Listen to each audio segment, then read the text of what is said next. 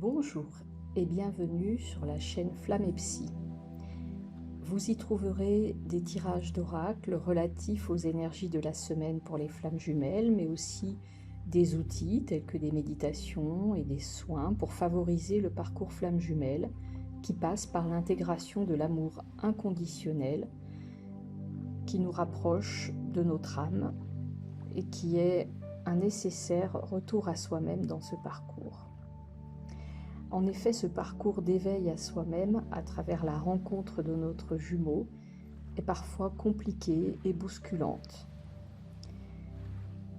Si vous avez besoin d'un temps personnalisé dans ce parcours, vous pouvez me contacter avec l'adresse mail que vous trouverez sous la vidéo afin de prendre un rendez-vous personnalisé.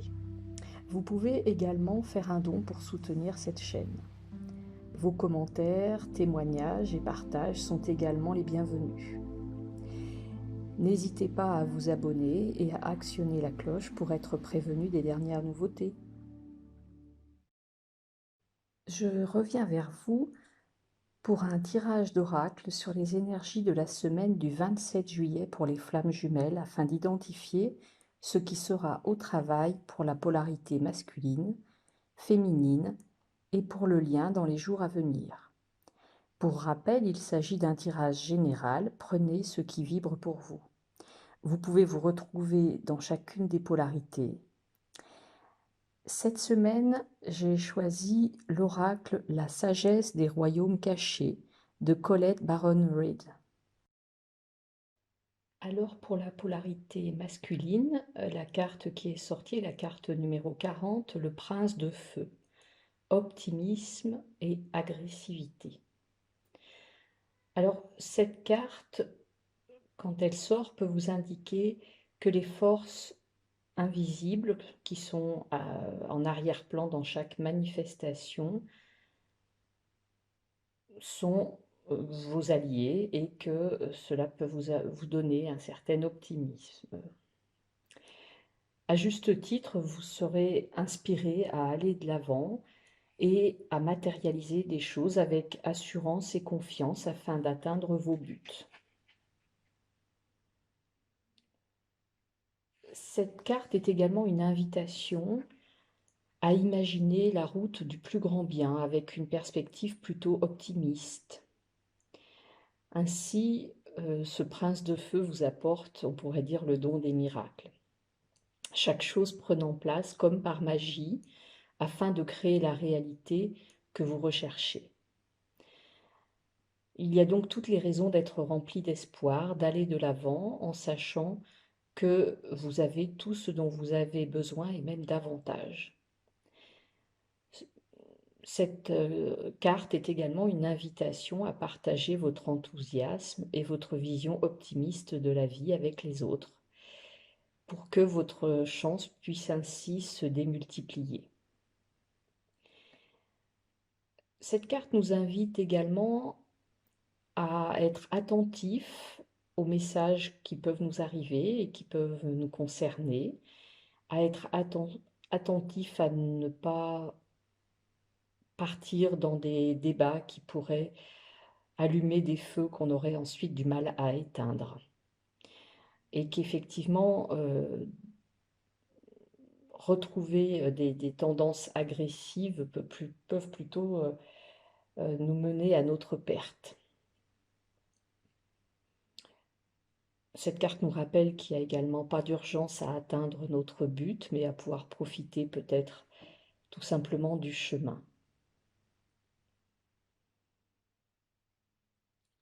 Cette carte peut aussi être une invitation à ralentir le rythme et à nous méfier par rapport à tout surmenage. Elle nous invite également à lâcher prise et à nous dire que si nous continuons sincèrement à mettre l'énergie qu'il faut sur notre route, les choses pourront aller au mieux. Pour l'énergie féminine, la carte qui est sortie est la carte numéro 44, la dame au miroir, reflet et absence de jugement. Cette carte nous rappelle la force de la loi d'attraction et nous rappelle également que nous attirons ce que nous sommes. Elle nous invite également à ne pas nous blâmer ou nous culpabiliser pour des événements négatifs qui ont pu survenir dans notre vie. Certains événements sont tout simplement destinés à tester ou à affirmer davantage notre foi. L'idée est plutôt de trouver notre place dans cette grande toile que la vie représente, que ce soit au sein de nos relations, des situations que nous avons pu rencontrer, que ce soit des chances, des échecs, des succès, peu importe. L'idée est d'examiner la manière dont nous avons répondu aux défis de la vie, petits ou grands, et peut-être de se libérer de tout jugement et d'accepter les choses comme elles sont, avec amour, et de pouvoir en tirer peut-être les enseignements, de voir si ces événements qui nous arrivent sont toujours aussi difficiles à gérer ou si au contraire nous avons pu progresser à certains points de vue. Cette carte nous demande aussi d'honorer toutes les parties de notre histoire comme étant essentielles à notre développement. Elle nous invite également à nous rappeler que nous sommes exactement là où nous devons être sur notre route et que nous pouvons aimer tout ce que nous voyons quand nous faisons le bilan de là où nous en sommes. L'idée est aussi de percevoir notre rôle dans les réactions et derrière les motifs de nos questionnements actuels. Et donc de pouvoir aller peut-être vers une auto-évaluation aussi approfondie qu'honnête par rapport à ce que nous avons pu mettre en œuvre jusqu'ici. L'invitation est donc depuis quelque temps vraiment pour l'énergie féminine à faire le bilan de ses actions. S'agissant du lien, la carte qui est sortie est la carte numéro 33, le garçon au chameau. Petit pas, demande d'aide. Alors cette carte nous rappelle que demander de l'aide à nos guides nous amènera les bonnes personnes pour alléger les situations difficiles de notre vie.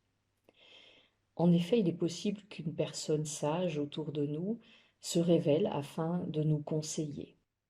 Cette carte nous invite à réaliser que peu importe les situations et les sujets, nous recevons souvent des signes de la vie lorsque nous en demandons. Cela s'appelle la synchronicité et elle s'enclenche dès que nous demandons de l'aide. En effet, nos guides, représentés sur cette carte par le garçon au chameau, ne nous laisseront jamais tomber lorsque nous demanderons de l'aide afin d'éclairer notre route. Le moment est donc venu, sans doute, pour chacun de demander cette aide et de s'attendre à la recevoir. Cette carte nous demande également d'arrêter peut-être l'action tous azimuts pour s'occuper de tâches plus terre à terre. S'occuper peut-être de notre maison, de notre intériorité, comme s'il était temps de faire peut-être certains tris, que ce soit dans nos relations ou dans notre environnement. Dans ce travail, la méditation peut aussi sans doute vous aider. Alors en dos de deck, la carte qui est sortie est la carte Le Prince du désert, survie et fausse promesse. Alors cette carte représente le fait de recevoir en quelque sorte un cadeau. Ce cadeau est un peu comme la plante de la vie qui existe au milieu du désert, qui est coriace et succulente, même si elle ne reçoit pas ou peu d'eau. En dépit des conditions extérieures qui peuvent sembler extraordinairement difficiles, la vie peut quand même se former et grandir. L'invitation dans cette carte est donc à rester tenace, à garder notre courage, à oser rêver, peu importe les circonstances, même si elles nous paraissent très défavorables. Et nous rappelle que nous survivrons à ces moments difficiles et que même nous grandirons grâce à ces moments. et que, quelles que soient les conditions, la réussite est à la clé. Donc cette carte nous invite vraiment aussi à garder espoir et à n'espérer rien de moins que ce qui se trouve dans nos rêves les plus précieux pour observer les miracles qui vont se produire. Cette carte nous invite aussi cependant à faire attention à ce que nous pouvons rencontrer qui peut parfois sembler trop parfait, trop miraculeux, trop facile. Si vous trouvez que c'est trop beau pour être vrai, eh bien l'invitation est vraiment à suivre votre intuition parce que c'est probablement le cas. Donc, on est aussi invité avec cette carte à prêter attention aux fausses promesses, à ne pas se laisser influencer par des raccourcis ou des flatteries, pour arriver à des choses beaucoup plus justes à l'intérieur de nous. Alors pour le bonus cette semaine, j'ai choisi l'oracle Sagesse universelle de Tony Carmine Salerno. La carte qui est sortie s'agissant du message du masculin vers la féminine est la Dame de la Rose. L'idée dans cette carte est de se dire que même si nous avions jusque-là été amenés à étudier beaucoup de doctrines ou de théories existantes, et que cette expérience peut être indubitablement enrichissante, il est cependant vraiment nécessaire de savoir que le vrai savoir réside à l'intérieur de nous et que, à l'heure actuelle, nos projets sont peut-être entravés par le fait d'être peut-être plus dans le mental ou la théorie que vraiment plongés en nous. L'idée est vraiment aussi de se dire que la féminine n'a besoin d'aucune nouvelle qualification pour réussir ou valider quoi que ce soit. Elle doit reprendre confiance en elle, car la sagesse dont elle a besoin est à l'intérieur d'elle. C'est un vaste trésor de connaissances qui attend juste d'être exploité. Il est vraiment temps pour la féminine, du coup, à l'invitation du masculin, on pourrait dire, de consulter sa sagesse intérieure et de récupérer son pouvoir. Alors la Dame de la Rose est là pour peut-être nous aider à accéder à ce puits de connaissance qui est à l'intérieur de notre corps. Pour ce faire, l'invitation est à s'asseoir au calme, confortablement, à laisser nos pensées et nos préoccupations se dérouler dans notre esprit sans y prêter beaucoup d'attention et de les laisser flotter au loin, de les laisser partir et d'utiliser la respiration pour se relaxer tout simplement. Et à mesure que ces pensées s'envolent, il nous sera de plus en plus facile de nous connecter à notre sagesse intérieure.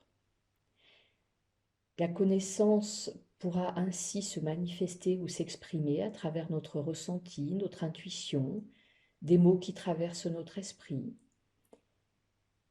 Il est important aussi lors de cet exercice de se rappeler que le secret n'est pas d'appliquer ce processus en utilisant notre volonté, mais plutôt d'utiliser cela comme une relaxation sans attendre de résultat. Juste en demandant à l'univers de nous aider à nous connecter à la connaissance qui nous serait le plus utile en ce moment. On peut donc dire que le masculin invite en ce moment la féminine à revenir à elle-même. Alors la carte qui est sortie pour le message du féminin à son masculin est la carte Je rêve de toi. Cette carte nous rappelle que la vie est un voyage fait d'impermanence, que certains êtres traversent notre vie et que parfois des moments de séparation arrivent. Car la vie est un éternel changement. Nous ne pouvons pas tout conserver ni tout contrôler du flux de la vie. Chacun doit suivre son propre chemin, semé de défis, faire face à la séparation qui en réalité n'existe pas, notamment et principalement avec les personnes que nous aimons. En effet, le corps physique n'est qu'une coquille qui abrite notre âme. au niveau spirituel, nous sommes déjà ensemble. Aucune distance, aucun laps de temps ne nous sépare. Et aucun laps de temps ne peut séparer ceux qui ont été unis par des liens d'amour et qui le sont encore. Alors, cette carte représente une personne que la féminine espère revoir. Si cette carte apparaît dans notre tirage, c'est pour nous rappeler qu'il est normal qu'une personne chère à nos yeux nous manque, bien qu'en amour, la séparation n'existe pas. Même si la distance nous sépare physiquement, rappelez-vous qu'elle n'est qu'une illusion, car l'esprit de la vie est éternel. Ceux que nous aimons vivent pour toujours dans nos cœurs. La carte qui est sortie pour le lien est la carte de la compassion, qui nous invite chacun à nous rappeler que nous sommes un joyau, même si nous n'en avons pas conscience. Alors cette carte est aussi très en lien avec Kuan Yin, avec laquelle nous avons travaillé pour les énergies de la semaine qui vient de s'écouler.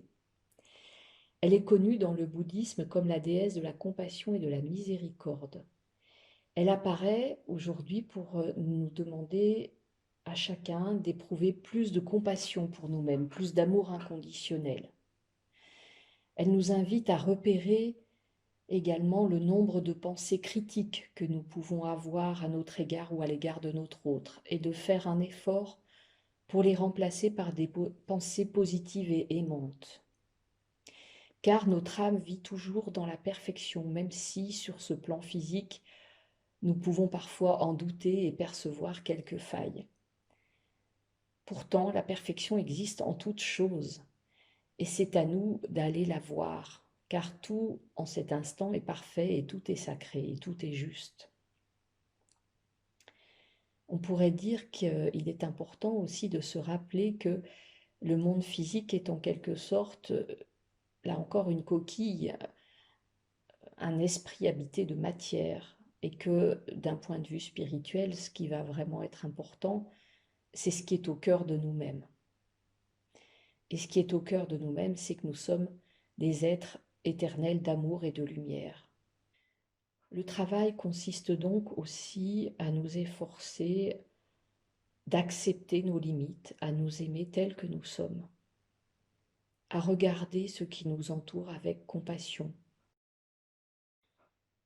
En dos de deck, la carte qui est sortie est la carte de l'arbre magique, nous rappelant que nous sommes des artistes de lumière, que nous sommes des créateurs, que nous avons à libérer notre pouvoir créateur et notre pouvoir de transformer notre vie. Elle nous invite en prolongation à cette carte de la compassion de cultiver nos pensées positives à notre égard et de cultiver aussi notre pouvoir de créer notre bonheur, notre abondance et notre joie. Elle nous invite aussi à clarifier nos intentions, car l'univers est toujours à l'écoute de nos paroles et de nos pensées, et si nous ne les contrôlons pas suffisamment, nous risquons de matérialiser des choses que nous ne souhaitons pas. Alors l'idée est vraiment de se concentrer sur des pensées d'amour et d'affirmer tout ce que nous souhaitons voir se réaliser, en essayant d'être le plus clair possible et le plus simple possible concernant tout ce que nous attendons de la vie. Et d'imaginer aussi que nous avons déjà tout ce que nous voulons en ce moment même et de pouvoir nous en réjouir et être dans la gratitude. J'espère que ces quelques pistes de travail pourront vous aider à traverser les énergies des prochains jours. Je vous dis à très bientôt.